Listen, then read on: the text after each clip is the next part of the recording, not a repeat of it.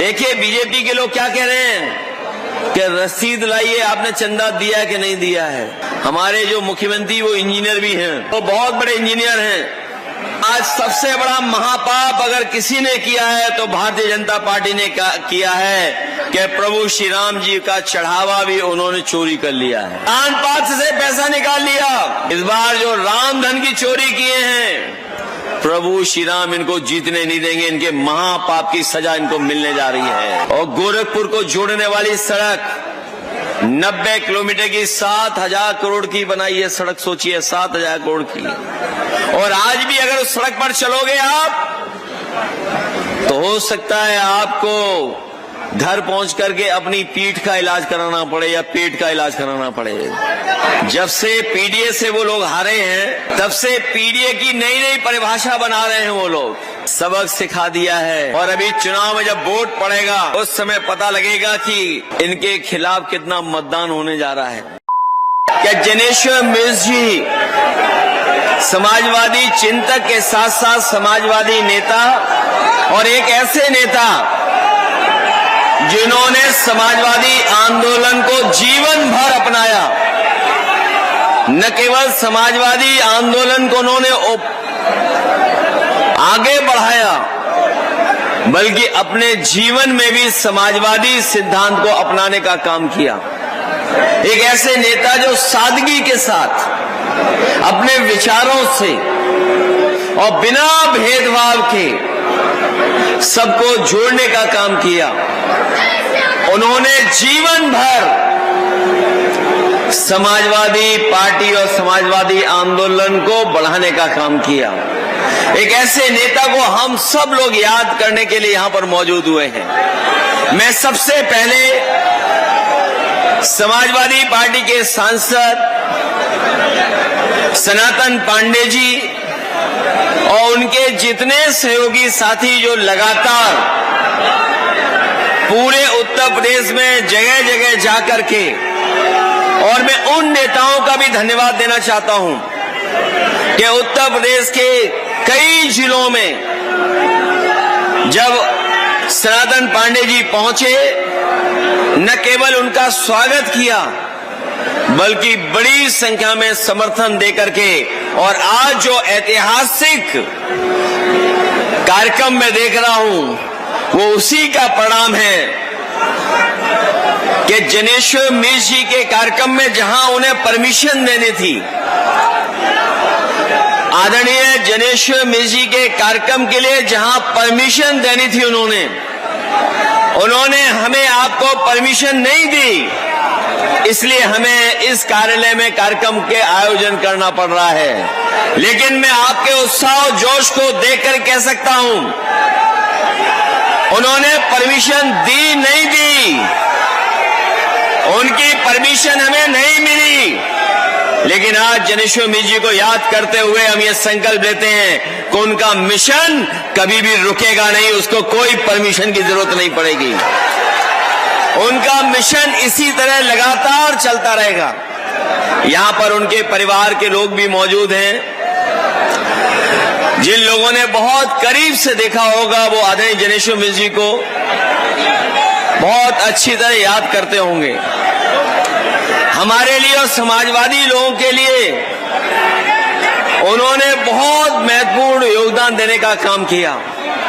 और मैं व्यक्तिगत रूप से कह सकता हूं, कई बार हम लोगों से पूछते हैं कि जहां पर लोहिया पार्क और छोटे लोहिया का पार्क है, और अगर याद होगा साथियों को, जिस समय जनेश्वर मिश्र जी के नाम पर पार्क बना था उसके उद्घाटन में मैंने कहा था कि डॉक्टर राममनोहर लोहिया जी के नाम पर जो लोहिया पार्क वो छोटा है, लेकिन छोटे लोहिया जी के नाम पर जो पार्क बना है वो देश का सबसे बड़ा पार्क बन करके आया है।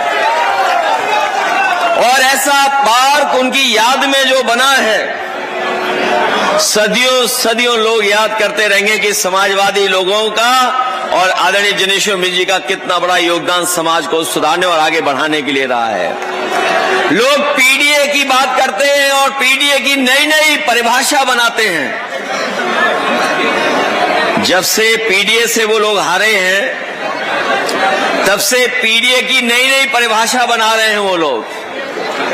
लेकिन वो लोग भूल गए हैं पीडीए में पीडी पंडित का ही शॉर्ट फॉर्म है। जो लोग पीडीए की परिभाषा समय समय पर दूसरी बनाते हैं, वो जान लें कि पीडीए में पीडी जो है वो पंडित का शॉर्ट फॉर्म है, और जितनी पीड़ा दोगे, पीड़ा बढ़ाओगे, उतना ही पीडी और मजबूत दिखाई देगा। और हमने कई प्रदेश के उदाहरण देखे जहां पर हमारे तमाम लोगों को प्रताड़ना की है, सरकार ने प्रताड़ित किया है, पीड़ा दी है। और ये प्रताड़ना इतनी दी है जिसकी आप कल्पना नहीं कर सकते हैं। और बहुत से लोगों को बहुत सी घटनाएं पता होंगी। याद होगा जब गाड़ी पलटाई गई थी, और मैंने उस समय कहा था कि ये गाड़ी नहीं पलटाई गई है, सरकार ने अपनी सरकार पलटने से बचा ली है। सरकार पलट जाती अगर सच्चाई सामने आ जाती। वो गाड़ी नहीं पलटाई गई थी। जो हमारे साथी ये सामने खड़े हैं वो जानते होंगे, संतोष जी, कि क्या कारण था कि गाड़ी पलटा दी गई। और मैं आज भी कहता हूं कि जब कभी सैटेलाइट की इमेजें निकाली जाएंगी, ये जो नई पीढ़ी के लोग हैं, जो नए जमाने के लोग हैं, नई चीजों को जो समझते हैं, वो जानते होंगे कि जिस समय सैटेलाइट इमेज निकाली जाएंगी उस समय पता लग जाएगा कि गाड़ी किसने पलटाई है। और न केवल गाड़ी इन्होंने पलटाई, हमारे साथी याद दिला रहे थे कि सुल्तानपुर में एक आपके समाज के बहुत प्रतिष्ठित व्यक्ति को किस तरीके से इन्होंने मारा था। इन्होंने लाठी डंडों से नहीं मारा था।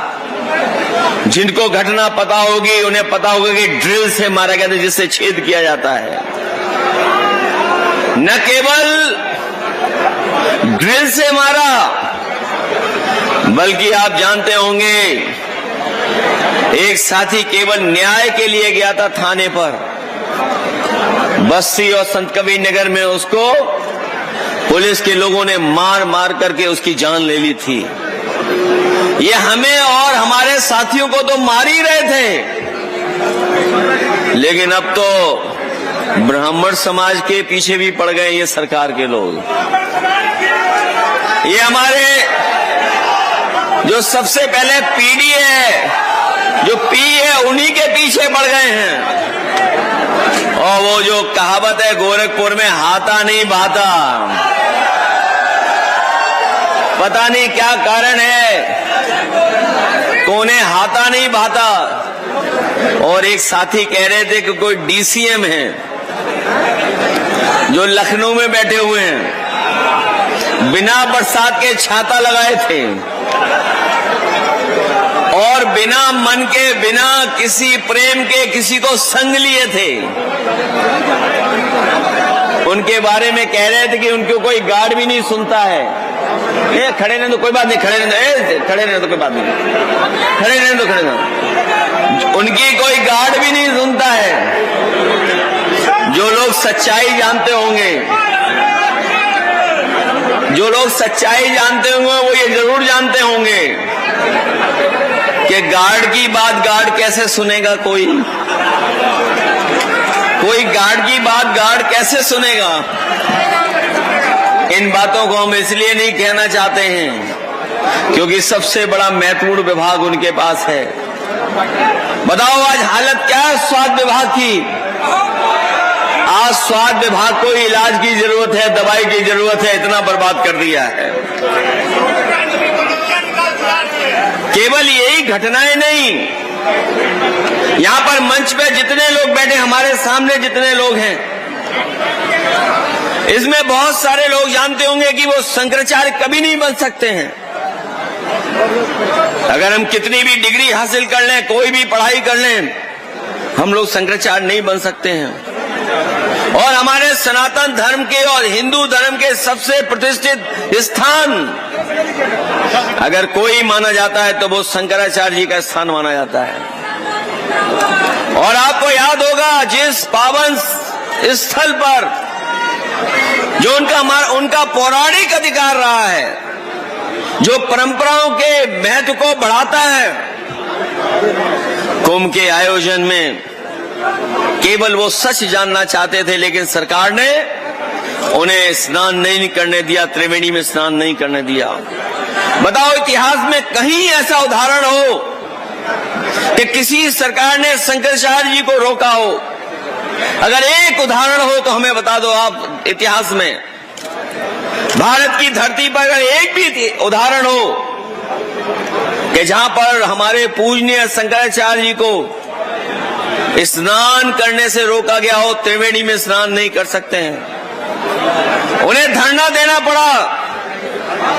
उन्होंने अपनी मांग रखी थी, मांगों को नहीं माना और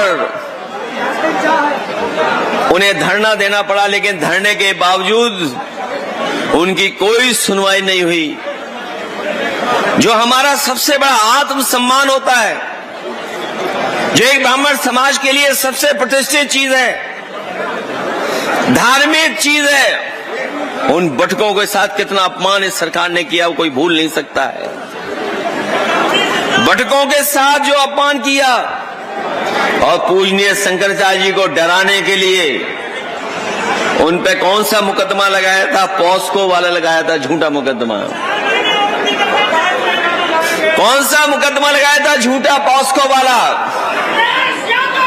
लेकिन हमें खुशी है इस बात की कि पूजनीय शंकराचार्य झुके नहीं और वो अपनी मांगों को लेकर के डटे रहे।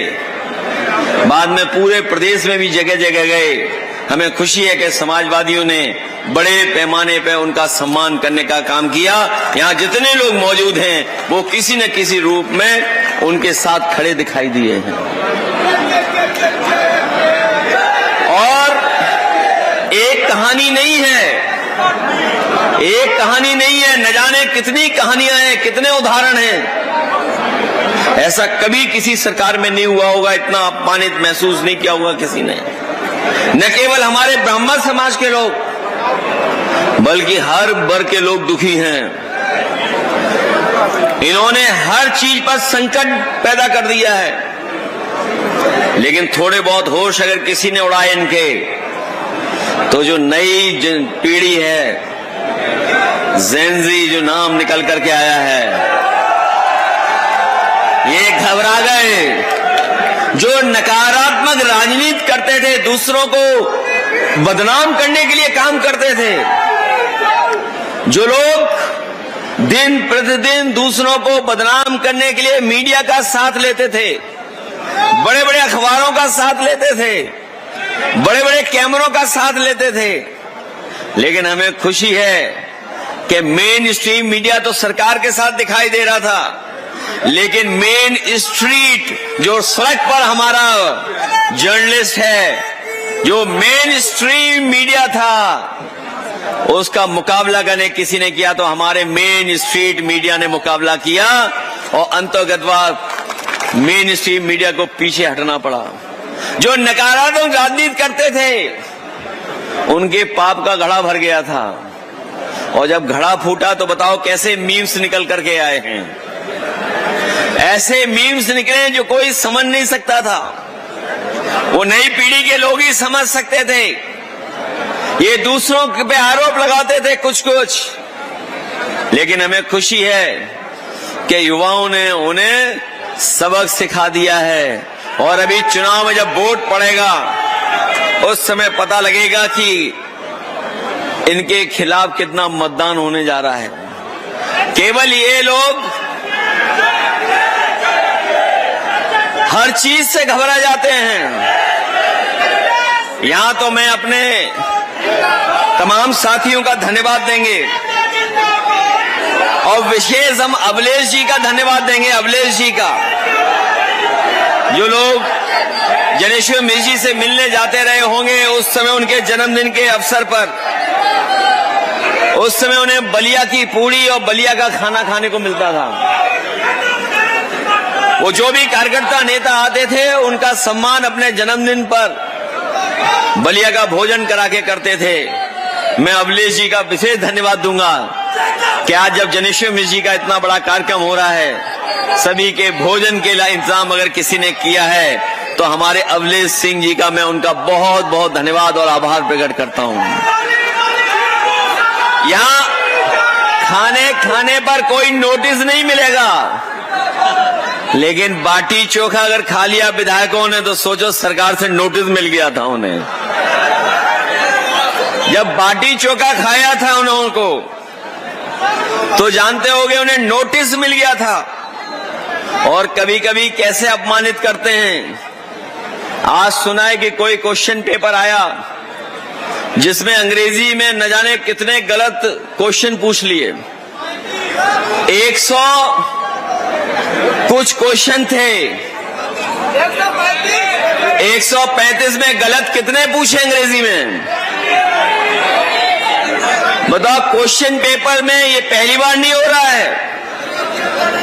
ये जिनको हाथा नहीं भाता उन्होंने कभी क्वेश्चन पूछा था कि अवसरवादी कौन होता है, याद है कि नहीं याद है? न केवल अवसरवादी पूछा था बल्कि इन्होंने एक फिल्म भी रिलीज कराई थी, याद है कि नहीं याद? एक फिल्म रिलीज कराई थी धुरंधर, तो हम लोगों के लिए बनवाई उन्होंने।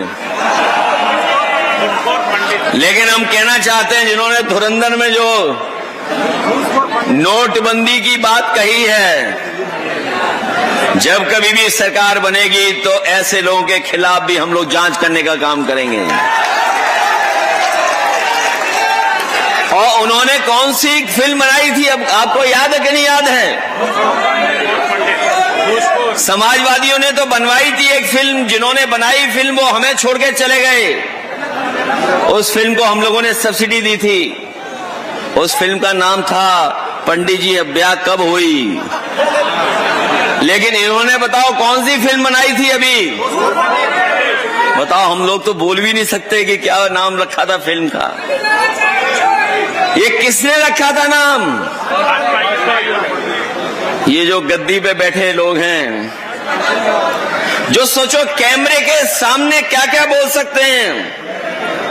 एक पीड़ित मां के सामने कैसे क्या कहते हैं कि भाषण मत दो। याद है कि नहीं याद आपको? एक ही पीड़ित मां जब अपने दुख को कहने गई सरकार से, तो सरकार ने कहा कि बताओ हमें भाषण दोगी तुम? जो कैमरे के सामने ये बोल सकते हैं, वो बताओ कैमरे के पीछे क्या कैसे बोलते होंगे, क्या व्यवहार करते होंगे। और वो तो याद होगा, एक गोरखपुर के प्रचार और शिक्षक, हमारे राष्ट्रीय अध्यक्ष जो हैं शिक्षा सभा के, वो जानते होंगे, या गोरखपुर के लोग जानते होंगे, एक गुरुजी के साथ व्यवहार क्या किया था सरकार के मुखिया ने, और किस भाषा से अपमानित किया था। और यही नहीं, अभी तो थोड़ा सुधार आ गया है उनमें। अगर कभी मिलने जाओगे उनसे तो वो पूछेंगे कि नहा के आए हो कि नहीं नहा के आए हो। कुशीनगर के हमारे लोग जानते होंगे, जब मिलने गए उनसे लोग, तो सरकार ने पहले साबुन से नहलवाया था, तब जाकर के वो बेचारे मिल पाए थे। मैं ये बात इसलिए बोल रहा हूं कि अभी लड़ाई बहुत बड़ी है, लंबी लड़ाई है। समाजवादी पार्टी कभी किसी के साथ भेदभाव नहीं करती है। और मैं आज साथियों की जब तख्तियां देख रहा था, मैं तख्ती पे एक तस्वीर देख रहा था, और उस तख्ती पे जो तस्वीर दिखाई दे रही थी, अभी कुछ दिन पहले हमने आपने सबने मिलकर के जो अंतर्राष्ट्रीय मित्रता दिवस मनाया था, एक मित्रता दिवस मना था।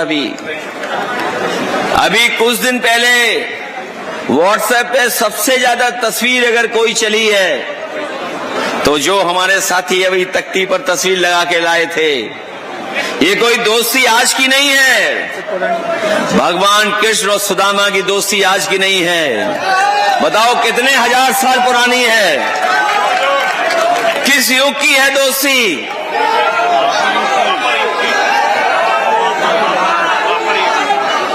कब की है? कितने हजार साल पुरानी दोस्ती है।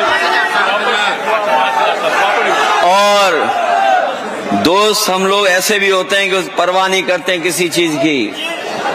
जिन्होंने महाभारत पढ़ी होगी, जिन्हें जानकारी होगी पूरे, आप हमारी पौराणिक हमारी व्यवस्था की, उन्हें पता होगा कि दुनिया में ऐसी दोस्ती किसी के बीच नहीं है। अगर कोई दूसरा उदाहरण हो पूरे धरती पे तो हमें बता दो। कृष्ण और सुदामा का कोई दूसरा उदाहरण हो तो बता दो। इसे समाजवादी पार्टी को जब भी मौका मिला है, हम लोगों ने सम्मान देने का काम किया है। आज भी लखनऊ में जिनेश्वर मिश्र जी के पार्क का कोई मुकाबला नहीं है। अगर उस पार्क में जाओगे तो देश के सबसे अच्छे पेड़ों का और किस तरीके से पेड़ लगाए जाते हैं वो व्यवस्था अगर किसी ने बनाई तो समाजवादी लोगों ne बनाई। बनाने को तो बीजेपी ने भी पार्क बनाया है, लेकिन उसमें पेड़ नहीं लगाए कोई भी। पेड़ लगाए, झाड़ियां लगाई हैं उसमें। पेड़ नहीं लगाए, झाड़ियां लगाई हैं। लेकिन हम लोगों की मुश्किल ये है कि अगर बोल दें तो वो पेड़ लगाने लगेंगे, अगर कोई सुझाव दे दें तो कली से अमल करने लगेंगे। और सोचिए, देश के पहले प्रधानमंत्री कौन बने? भारतीय जनता पार्टी के। देश के पहले प्रधानमंत्री भारतीय जनता पार्टी के कौन बने? जो अटल बिहारी वाजपेयी जी बने थे।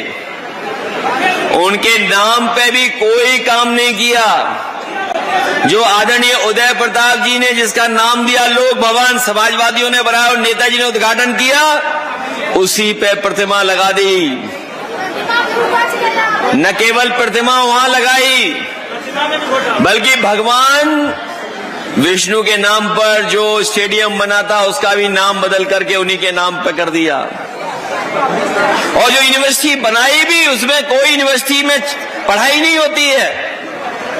और जिस गांव से वो निकल करके आए, बटेश्वर, हमारे बटेश्वर के लोग जानते होंगे जो काम हो रहा है उसमें सीमेंट कम बालू ज्यादा मिला रहे हैं। ये लोग पूरा बालू मिला दे रहे हैं, अगर याद हो। और एक सड़क बननी थी उनके नाम पर सड़क बननी थी जो मध्य प्रदेश और राजस्थान को जोड़ने का काम करती, और उत्तर प्रदेश को मुंबई से जोड़ने का काम करती, जो एक्सप्रेस बना है उसको। क्योंकि अटल बिहारी वाजपेयी जी के नाम पर थी वो सड़क। सोचिए, भारतीय जनता पार्टी ने वो सड़क का प्रस्ताव ही खत्म कर दिया और कहा कि नहीं हम बनाएंगे। सोचिए आप। और वही समाजवादी लोगों को जब भी मौका मिला तो हम लोगों ने सम्मान देने का काम किया। और आज भी अगर विधानसभा में सबसे बड़ा पद किसी के पास है तो आदरणीय माता प्रसाद पांडे जी के पास आ रहे हैं। और जो हमारे एकरंगी हैं, उनका भाषा, उनका व्यवहार कैसा है वो आप लोग जानते हो। आदरणीय माता प्रसाद पांडे जी के बारे में क्या वो विचार रखते हैं वो। इसलिए हम इस मौके पर कहना चाहते हैं, समाजवादी पार्टी हमेशा जहां सम्मान करती है वहीं राजनीतिक सम्मान देने का भी काम करेंगे। हम लोग स्थान भी आपको देंगे और सम्मान भी देने का काम करेंगे। पहले भी दिया है और आने वाले समय में भी देंगे। और बीजेपी के लोग तो आजकल मुंह छिपा के घूम रहे हैं। इनका जो दान पात्र है ऊपर तो ताला है, लेकिन नीचे से एक सुरंग बनाई हुई है इन्होंने। ये जो दान पात्र है इनका, उसमें ऊपर तो ताला मारा हुआ है, लेकिन नीचे से सुरंग बनाई हुई है। बताओ, कोई प्रभु भगवान श्री राम जी के चढ़ावे के दान पात्र में कोई पैसा निकाल सकता है क्या? कहीं आपने सुना हो ऐसा काम होता हो? आज सबसे बड़ा महापाप, आज आज सबसे बड़ा महापाप अगर किसी ने किया है तो भारतीय जनता पार्टी ने किया है कि प्रभु श्री राम जी का चढ़ावा भी उन्होंने चोरी कर लिया है, दान पात्र से पैसा निकाल लिया, प्रभु राम का धन निकाल लिया। और जब धन पकड़ा गया, चोरी पकड़ी गई, तो उन्होंने एक छोटे से कर्मचारी के वो पकड़ करके जेल भेज दिया, छोटे छोटे कर्मचारियों को। कहा कि यही छोटे कर्मचारी हैं जो सूचना देते थे। और क्या आरोप लगाया उन्होंने? जाति को लेकर के आरोप लगा दिया। कहा कि उसको सूचना देने वाला कोई ऐसा है व्यक्ति जो वहीं पर है मंदिर में। और सच्चाई तो ये है कि चोरी इतनी बड़ी है जिसकी हम और आप लोग कल्पना नहीं कर सकते हैं। ये छोटे कर्मचारी चोरी नहीं कर सकते हैं। ये अगर चोरी हुई होगी तो बड़े लोग शामिल होंगे, और बड़े लोग शामिल इसलिए हैं क्योंकि मुख्यमंत्री जी वर्ल्ड रिकॉर्ड बना रहे थे अयोध्या जाने का। मुख्यमंत्री जी वर्ल्ड रिकॉर्ड बना रहे थे अयोध्या जाने का। बताओ, सबसे ज्यादा मुख्यमंत्री जी गए हो, सबसे ज्यादा अयोध्या गए हो, और उसके बावजूद भी उन्हें चोरों का नहीं पता लगा, चंदा चोरी का नहीं पता लगा, गुप्त दान का नहीं पता लगा। तो बताओ क्या कह रहे हैं ये लोग? देखिए बीजेपी के लोग क्या कह रहे हैं कि रसीद लाइए, आपने चंदा दिया कि नहीं दिया है, रसीद दिखाओ आप।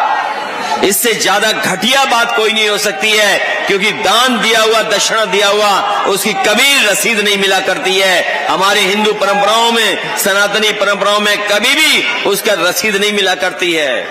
उन्हें रसीद इसलिए याद आ रही है कि एक रसीद घोटाला भी हुआ डीसीएम है, नकली रसीद छपाया था, एक नकली रसीद घोटाला करने वाले भी उस सरकार में हैं। उन्होंने नकली रसीद करके चंदा लिया था कहीं पर, उसका उन पे पाप पड़ा, जनता ने उन्हें हरा दिया, जनता ने उन्हें जीतने नहीं दिया। इस बार जो राम धन की चोरी किए हैं, प्रभु श्री राम इनको जीतने नहीं देंगे। इनके महापाप की सजा इनको मिलने जा रही है, और मिलना शुरू हो गई है। मिलना इसलिए शुरू हो गई, कानपुर की सड़क बताओ, 63 किलोमीटर की सड़क है, 63 किलोमीटर की सड़क 4000 करोड़ से ज्यादा की बनी है, और न जाने कितनी बार गड्ढे हो चुके हैं उसमें, अभी भी रिपेयरिंग चल रही है उसमें।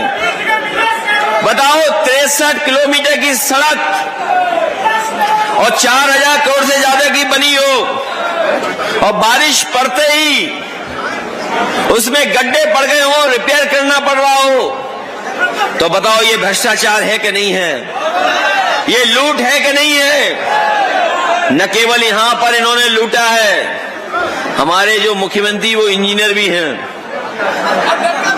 वो बहुत बड़े इंजीनियर हैं। उन्होंने अपनी गोरखपुर की सड़क बनाई है 90 किलोमीटर की, 7000 करोड़ की। सोचिए आप, ये इंजीनियर की तरह काम कर रहे हैं कि ठेकेदार की तरह काम कर रहे हैं। ये 63 किलोमीटर की सड़क 4000 करोड़ से ज्यादा की, और गोरखपुर को जोड़ने वाली सड़क 90 किलोमीटर की 7000 करोड़ की बनाई है सड़क। सोचिए 7000 करोड़ की। और आज भी अगर उस सड़क पर चलोगे आप, तो हो सकता है आपको घर पहुंच करके अपनी पीठ का इलाज कराना पड़े या पेट का इलाज कराना पड़े। पूर्वांचल वाला एक्सप्रेस वे बना, ये समाजवादियों की देन थी। हम अपने बलिया के लोगों को कहना चाहते हैं, आदरणीय सनातन पांडे जी को कहना चाहते हैं, अभी एक्सप्रेस वे से बलिया नहीं जुड़ा है। समाजवादी सरकार बनेगी, हम अपने बागी बलिया को से जोड़ने का काम करेंगे। सबसे पहले एक्सप्रेस वे से जोड़ने का काम करेंगे। और जिन्होंने गंगा एक्सप्रेस वे पे चल के देखा होगा, बताओ 35,000 करोड़ से ज्यादा की सड़क बनी है गंगा एक्सप्रेस वे। पता नहीं कहां से डामर लाए, क्या लगाया है उन्होंने उसमें कि बारिश को फेस नहीं कर पा रही वो सड़क। और हमने खुद चल करके देखा है। याद होगा वो वीडियो आज भी कहीं न कहीं सोशल मीडिया पर होगा। जब समाजवादी पार्टी की सरकार बनी थी तो हम लोगों ने सड़क का परीक्षण कराया था, सड़क का टेस्ट करा था कि सड़क कितनी स्मूथ है, कितनी राइडिंग क्वालिटी उसकी अच्छी है। हम लोगों ने उसे पानी का गिलास रख दिया था और 120 किलोमीटर के ऊपर से रफ्तार से गाड़ी चली थी, पानी हिला नहीं था, गिलास हिला नहीं था। ये इंतजाम समाजवादियों ने किया था, ऐसी सड़क बनाई थी। और अगर इनकी सड़क पे चलो और बोतल में भी ढक्कन लगा दो और अगर आप 120 के आसपास चले तो हो सकता है ढक्कन निकल जाए और पानी भी बाहर बहने लगे। ऐसी सड़क बनाई इन्होंने और कहीं भी कोई इंतजाम नहीं किया किसानों का। मंडी नहीं बनी, क्योंकि मंडी नहीं बनेगी तो हमारे किसानों को लाभ नहीं मिलेगा। हम लोग मंडी बनाए थे वहां पर। ये जो एक्सप्रेस वे आगरा लखनऊ, इसमें मंडी भी बन रही थी, इत्र का पार्क भी बन रहा था। आपको याद होगा एक बार सदन में हमारे मुख्यमंत्री जी गोबर पर भाषण दे रहे थे, गोबर की रिसर्च बता रहे थे।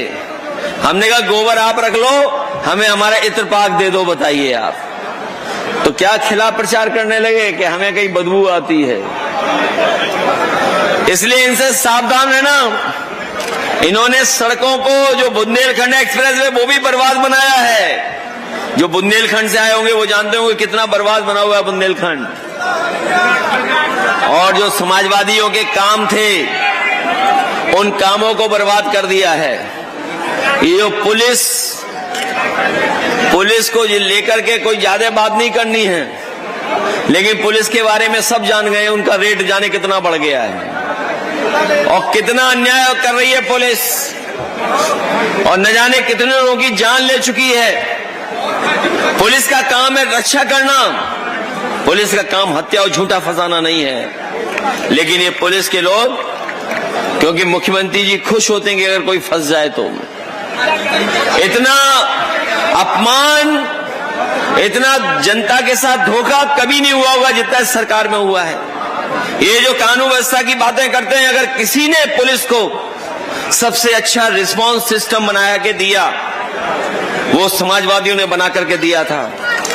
और जिस समय में डायल 100 बना रहा था, हमारे साथी जानते होंगे कि जिस समय डायल 100 पुलिस को बनाया जा रहा था, उस समय हमने अधिकारियों को न्यूयॉर्क भेजा था कि अमेरिका में देख करके आए पुलिस कैसे काम करती है।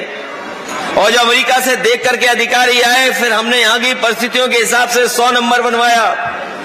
इस सरकार ने कोई 100 नंबर में सुधार नहीं किया, केवल नंबर की संख्या बदल दी। हम आपको भरोसा दिलाते हैं, समाजवादी सरकार बनेगी तो पुलिस का रिस्पांस सिस्टम और अच्छा करेंगे। ज्यादा से ज्यादा 5 मिनट या 6-7 मिनट लगेगा। अगर कोई घटना पता लगेगी तो पुलिस 5 मिनट के अंदर पहुंच करके आपकी मदद करने का काम करेगी। ये व्यवस्था किसी ने दी तो समाजवादियों ने दी थी। हम चाहते थे कि 5 मिनट के अंदर पुलिस पहुंच जाए, और आज तो हालत ऐसी है कि गाड़ियों का ही नहीं पता गाड़ी कहां चली गई है। और न केवल 100 नंबर खराब किया इन्होंने, बल्कि हमारे गांव देहात से, दूर दराज से जो लोग आए हैं, उत्तर प्रदेश के कोने कोने से लोग आए हैं, वो जानते होंगे एम्बुलेंस की व्यवस्था भी समाजवादियों ने बना करके दी थी। और इसलिए दी थी कि आपको किसी का सहारा न लेना पड़े, फोन करो, अस्पताल में पहुंचा दें आपको, आपका इलाज हो जाए। इस सरकार ने न केवल एम्बुलेंस को बर्बाद किया है, अगर आप सरकारी अस्पताल में चले गए तो हो सकता है आपकी जान भी नहीं बचे। ये दुर्दशा पैदा कर दी इन्होंने। कहीं कोई सरकारी अस्पताल में इलाज नहीं बचा। और सोचो कैसी घटनाएं सुनने को मिलती हैं। जिस व्यक्ति को ऑपरेशन थिएटर में नहीं जाना था, जिस मरीज को, उस मरीज को ऑपरेशन थिएटर में ले गए। वो तो अच्छा हुआ मरीज को होश आ गया, वो ऑपरेशन थिएटर से भाग गया, नहीं तो उसका ऑपरेशन कर देते ये लोग। एक जिंदा व्यक्ति को पोस्टमार्टम में भेज दिया इन्होंने। वो बेचारे का होश आ गया, वो पोस्टमार्टम के हाउस से निकल करके भागा। सोचिए ये हालत है इसमें। और याद करना, जब सरकार इनकी नहीं थी, जो दवाई की बात हम लोग करते थे जगह जगह पर समय समय पर, कि पहले आप लोग जब गोली खाते थे तो 500 mg की पैरासीटामोल गोली में आपका बुखार उतर जाता था। डॉक्टर आपको 500 mg की दवाई देता था। और आज डोलो कितने mg की है बताइए आप? क्या वजह है कि बताओ हमें 150 mg ज्यादा दे रहे हैं? क्या कारण है कि हमें दवाई ज्यादा दे रही है सरकार? इसका मतलब इसकी दवाई में कुछ है ही नहीं अंदर। न केवल दवाइयों में इन्होंने हेराफेरी की है, हर सामान में इन्होंने हेराफेरी कर ली। हम तो केवल आपको पार्ले जी वाला उदाहरण देते थे, केवल पार्ले जी का उदाहरण देते थे। आज बाजार में चीजें देखा हो, जो साइज इतना था वो इतना हो गया है। पैसे उतने ही हैं, पैसे उतने ही हैं जितने पहले लेते थे पैसे। पहले चीजें बड़ी बड़ी मिलती थी कम पैसे में। आप कोई सामान लेने चले जाओ, उतने ही पैसे में छोटा सामान मिल रहा है आपको। और न केवल सामान छोटा दे रहे हैं लोग उतने पैसे में, हमारे किसानों की खाद की बोरी में से भी इन्होंने 10 किलो खाद चोरी कर ली है। और अब सुनने में आ रहा है पूरी बोरी चोरी कर ली इन्होंने।